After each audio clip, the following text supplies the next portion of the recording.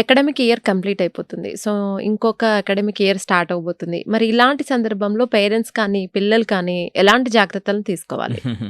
ఇది చాలా important transition period అండి ప్రతి ఒక్కరికి కూడా. హ్మ్. పిల్లలకి సెలవులు అయిపోయిన తర్వాత మరలా కొత్త సంవత్సరానికి స్వాగతం పలుకుతూ ఒక్కొక్కరికి ఒక్కొక్క రకమైనటువంటి ఎక్స్పీరియన్స్ ఉంటుంది. హ్మ్. కొంతమంది ఉత్సాహంగా ఉంటారు, కొంతమంది భయపడుతూ ఉంటారు. సో ఎందుకంటే ఆ ఎక్స్పీరియన్స్ ఒక్కో క్లాస్ ఒక్కోలాగా. ఇప్పుడు for example 10th, 11th, 12th పిల్లలు తీసుకుంటే 10th అయిపోయినటువంటి పిల్లలు ఉత్సాహంగా 11thకి జాయిన్ అవ్వటం కోసం ఎంతో రీసెర్చ్ చేస్తూ ఉంటారు పేరెంట్స్. అలాగే 12th అయిపోయినటువంటి పిల్లల్లో ఎక్కువ మందిలో ఇప్పుడున్నటువంటి పరిస్థితుల్లో అయ్యో ఇప్పుడు మరలా ఎక్కడ జాయిన్ అవ్వాలి, ఇందులో ర్యాంక్ రాలేదు, ర్యాంక్ వచ్చింది మనం అనుకున్నటువంటి చోట అనుకున్నటువంటి బ్రాంచ్ రావట్లేదు అనేటువంటి కొంతమంది. సో అదే చిన్నపిల్లలు అయినట్లయితే ఒక కొత్త పుస్తకాలు, మళ్ళా కొత్త క్లాసు, కొత్త క్లాస్ రూము, సో ఒక ఉత్సాహం, ఇది ఒక మిక్స్డ్ ఫీలింగ్.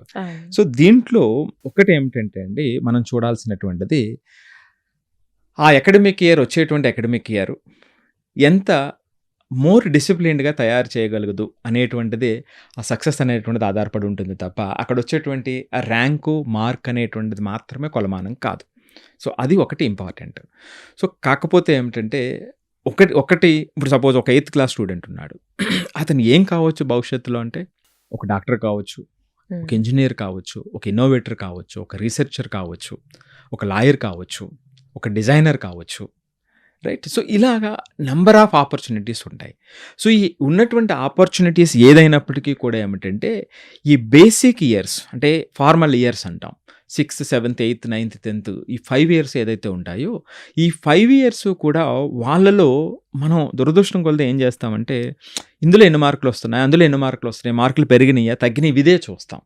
కానీ ఇక్కడ మనం చాలా ప్రత్యేకంగా చూడాల్సింది ఏమిటంటే పిల్లలకి నిజంగా ఫైనల్గా వాళ్ళకి హ్యాపీగా ఉండాలన్నట్లయితే వాళ్ళ యొక్క హ్యాబిట్స్లో, డిసిప్లిన్లో ఎంత కన్సిస్టెన్సీ ఉంది, ఇది పాయింట్ నెంబర్ 1. పాయింట్ నెంబర్ 2, వాళ్ళు ఒక సబ్జెక్ట్ని పడకుండా ఉన్నారనుకుందామండి. ఇప్పుడు నాకు సైన్స్ అంటే ఇష్టం లేదు, సో అది వాళ్ళ టైం పెట్టక కావచ్చు, లేదా అక్కడ టీచర్ వల్ల సపోర్ట్ రాకపోవడం కావచ్చు, లేదా రెండు ఉన్నప్పటికీ మార్కులు తక్కువ రావటం వల్ల దాని మీద ఇంట్రెస్ట్ లేకపోవచ్చు.